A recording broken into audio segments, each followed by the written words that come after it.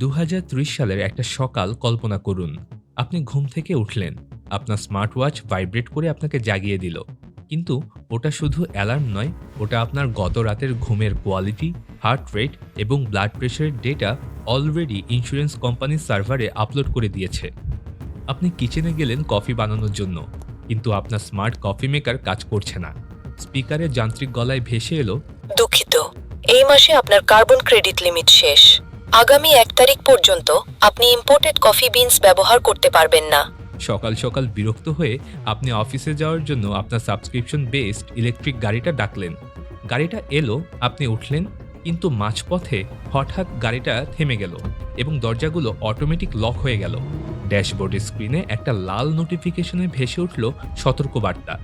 সরকার নাকি ডিটেক্ট করেছে আপনি গত সপ্তাহে সোশ্যাল মিডিয়ায় এমন একটা পোস্ট শেয়ার করেছিলেন যা কমিউনিটি গাইডলাইনের বিরুদ্ধে যায়, তাই আপনার যাতায়াত সীমিত করে দেওয়া হয়েছে, মানে আপনি বেশি দূর যেতে পারবেন না।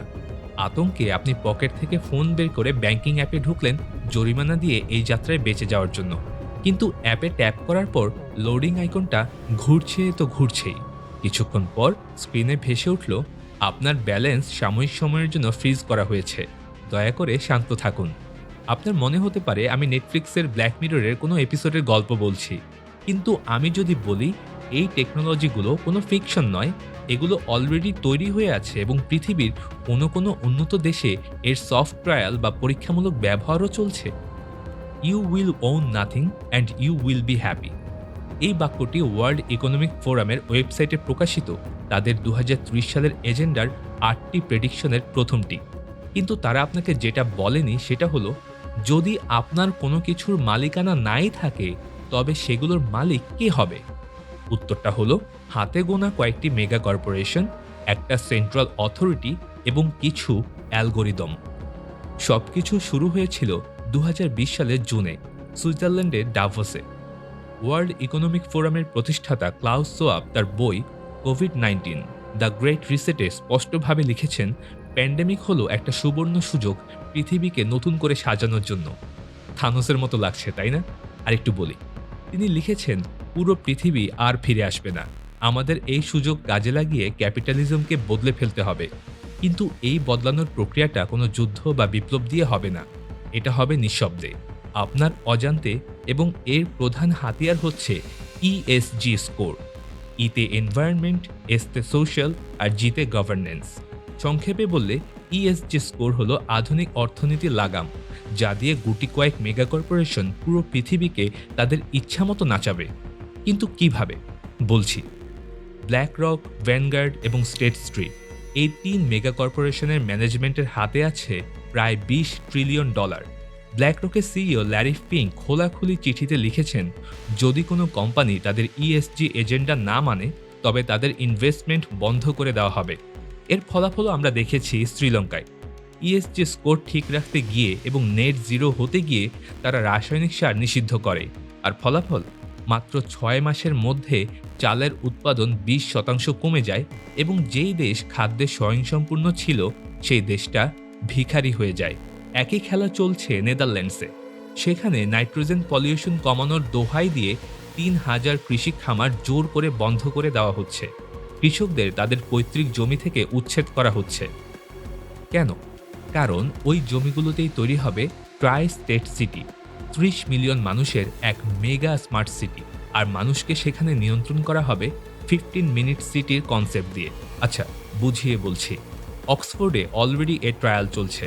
ব্যাপারটা হচ্ছে, শহরকে ৬টা জোনে ভাগ করা হয়েছে। এক জোন থেকে অন্য জোনে নির্দিষ্ট সময়ের বেশি গাড়ি চালালে আপনাকে জরিমানা গুনতে হবে।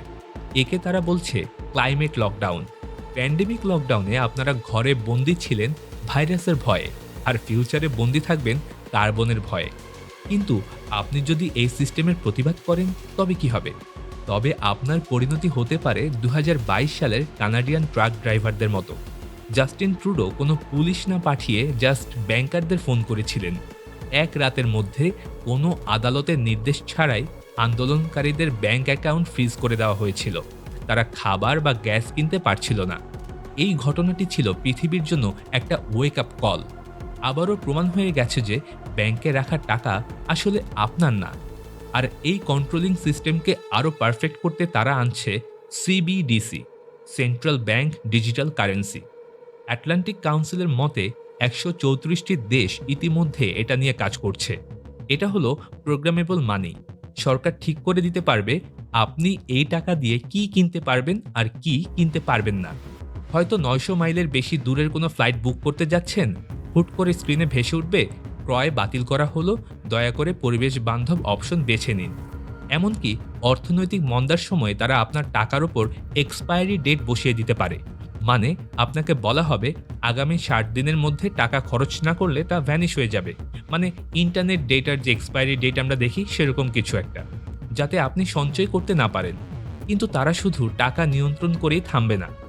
আজীবন টেক জায়ান্টগিরি করে জীবনের শেষ দিকে এসে বিল গেটসের মতো বিলিয়নিয়াররা হঠাৎ করে হাজার হাজার একর কৃষি জমি কিনে নিচ্ছে কেন ভেবেছেন কখনো? কারণ তারা ইনভেস্ট করছে সিনথেটিক মিট বা ল্যাবে তৈরি মাংসে। তারা মেইনস্ট্রিম মিডিয়া দিয়ে প্রচার করছে যে প্রাকৃতিক খাবার পরিবেশের ক্ষতি করে। তাদের আসল উদ্দেশ্যই হলো প্রাকৃতিক খাবার হবে শুধুমাত্র ধনীদের জন্য, আর সাধারণ মানুষকে খাওয়ানো হবে ল্যাবে তৈরি সস্তা সিনথেটিক ফুড এবং পোকামাকড় বা ইনসেক্ট প্রোটিন। আর এর চূড়ান্ত ধাপই হলো ট্রান্স হিউম্যানিজম। ওয়ার্ল্ড ইকোনমিক ফোরামের প্রধান উপদেষ্টা ইউভাল নোয়া হারারি বলেছেন, স্বাধীন ইচ্ছার যুগ শেষ। মানুষ এখন হ্যাকেবল প্রাণী, মানে মানুষকে এখন হ্যাক করা যায়। তারা ইন্টারনেট অফ বডিসের মাধ্যমে বায়োমেট্রিক সেন্সর দিয়ে আপনার হার্টবিট, ইমোশন এবং চিন্তাভাবনা পর্যন্ত ট্র্যাক করার পরিকল্পনা করছে। জর্জ অরওয়েল তার 1984 উপন্যাসে থট পুলিশের কথা বলেছিলেন। উপন্যাসে থট পুলিশ হলো এক ধরনের গোপন পুলিশ বাহিনী যার কাজ শুধু অপরাধীদের ধরা নয়, বরং মানুষের চিন্তাভাবনা বা মনের ভেতরের ইচ্ছাকেও নিয়ন্ত্রণ করা। এই প্রযুক্তি সেই কল্পনার চেয়েও ভয়ঙ্কর একটা ব্যাপার। তাহলে উপায় কি? আমরা কি শুধুই এই খেলার পুতুল? উত্তর হচ্ছে না। তাদের এই বিশাল পরিকল্পনার একটা বড় লুপহোল আছে, সেটা হচ্ছে আপনার কনসেন্ট বা সম্মতি এবং সচেতনতা। এই ডিজিটাল জেলখানা থেকে বাঁচার জন্য আপনাকে এখনই প্রস্তুতি নিতে হবে। আমি বলবো ডিগ্রি সার্টিফিকেটের র্যাট রেসে না দৌড়ে স্বাবলম্বী হন। নিজের পরিবারের প্রয়োজন মাফিক খাদ্য নিজেরাই উৎপাদনে উদ্যোগ নিন। আপনার সব সম্পদ এক প্রোগ্রামেবল বাস্কেটে রাখবেন না, মানে সব টাকা পয়সা ব্যাংকে কখনোই রাখবেন না। সোনা, রূপা বা ফিজিক্যাল অ্যাসেটে ইনভেস্ট করুন। যতদিন পারেন ক্যাশ টাকা ব্যবহার করুন। আর হাতে কলমে করা যায় এমন স্কিল বেশি করে শিখুন, কারণ অ্যালগোরিদম অফিস দখল করলেও হাতের কাজ দখল করতে অনেক সময় লাগবে। দ্য গ্রেট রিসেট কোনো ভবিষ্যৎবাণী নয়, এটা একটা সতর্কতা। ভিডিওটি ভালো লাগলে অবশ্যই আমাদের চ্যানেলটি সাবস্ক্রাইব করবেন। ধন্যবাদ।